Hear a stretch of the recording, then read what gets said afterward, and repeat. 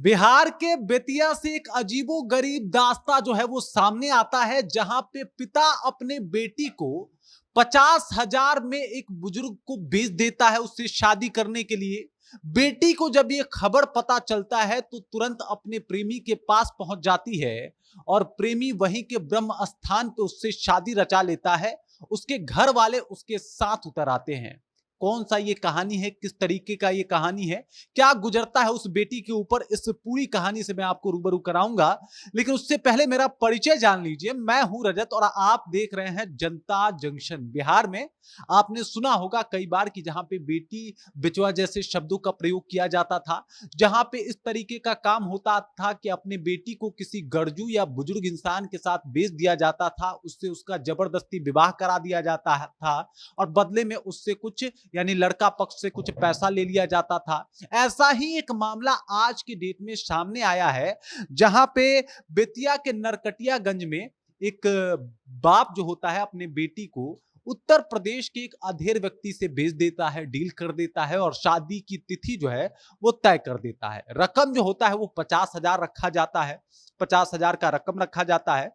जब ये कहानी, ये खबर जब है वो लड़की तक पहुंचती है तो लड़की बौखला उठती है। वो कहीं ना कहीं पिता का विरोध करती है, लेकिन उसके पिता एक भी सुनने को तैयार नहीं होते। और उसके बाद जो शिवानी नाम की ये लड़की होती है, तुरंत भाग के पहुंच जाती है अपने दीदी के देवर के पास। चूंकि दीदी के देवर से उसका अफेयर चल रहा होता है, उन दोनों में प्यार होता है, तो उसके पास पहुंच जाती है और जाके सारी आप बीती बताती है। उसके बाद वो कहता है कि हम तुम्हें रख लेंगे। और दीदी के देवर का यानी जो लड़का पक्ष होता है, वो कॉल करके लड़की पक्ष को ये सारी इंफॉर्मेशन देता है, बातें बताता है और बुलाता है। लड़की पक्ष आता है लेकिन शादी से साफ इनकार कर देता है, कहता है कि ये शादी नहीं हो सकती। जिसके बाद मामला और ज्यादा तूल पकड़ने लगता है। वापस अगर देखा जाए तो वही लड़की पक्ष जो है वो गलत गलत तरीके से केस करके उन दोनों को फंसा भी देता है। पुलिस आती है, दोनों को गिरफ्तार भी कर लेती है।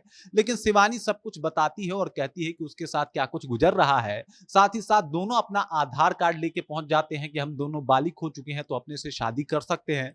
उसके बाद तमाम लड़का पक्ष के गांव वाले जो होते हैं और सामाजिक जो वहां पे कुछ लोग होते हैं, वो इन दोनों का शादी जो है वो करा देते हैं। जब लड़का पक्ष से पूछा जाता है, लड़के वालों से पूछा जाता है कि क्या आप शादी से संतुष्ट हैं, तो वो लोग इस बात पे संतुष्टि भी जताते हैं। वो लोग कहते हैं कि हम बहुत खुश हैं, इस बात से भी खुश हैं कि लड़की उस कहीं ना कहीं अपने पिता के चंगुल से आजाद हो गई, जो उसका जबरदस्ती शादी कराना चाहते थे। 50,000 रुपए में उसका डील कर चुके थे और जबरन किसी अधेड़ उम्र के साथ उत्तर प्रदेश में उसकी शादी कराना चाहते थे। और इस बात से भी खुश हैं कि हमको एक नया परिवार, एक नया फैमिली मिल गया।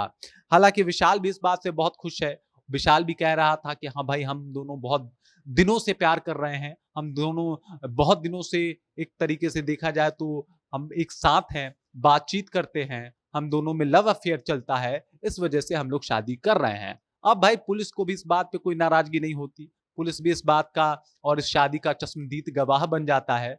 पुलिस भी उनको शादी करवा देती है। बाकी पिता के ऊपर कार्रवाई अलग हो रही है और इस कार्रवाई में आगे क्या होता है, क्या कुछ अपडेट आएगा, वो सारे अपडेट से हम आपको रूबरू कराएंगे। लेकिन देखिए किस तरीके से आज के जमाने में भी ये मामला सामने आया है, जहां पे एक बाप अपनी बेटी को चंद पैसों के लिए एक अधेड़ व्यक्ति से शादी करा रहा है, उसे बेच के। बाकी इस खबर को लेके, इस जानकारी को लेके, इस बातचीत को लेके आप क्या सोचते हैं, आपके जहन में क्या कुछ चल रहा है, कृपया कमेंट कीजिए और अपना विचार हम तक पहुंचा दीजिए। बाकी आप देख रहे हैं जनता जंक्शन और मेरा नाम रजत है।